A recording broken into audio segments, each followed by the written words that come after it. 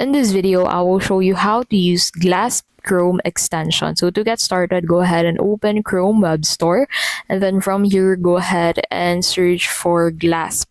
So this extension will allow you to highlight text on web pages. So click on Glasp Web Highlighter and then click on this Add to Chrome button at the right side of this application to immediately start installing it into your browser. So once this has been installed into your browser, you need to go ahead and click on it.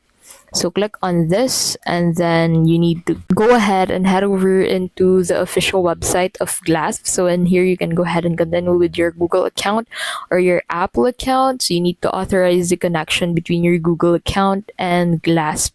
And then after you do that, you need to go ahead and reload this page.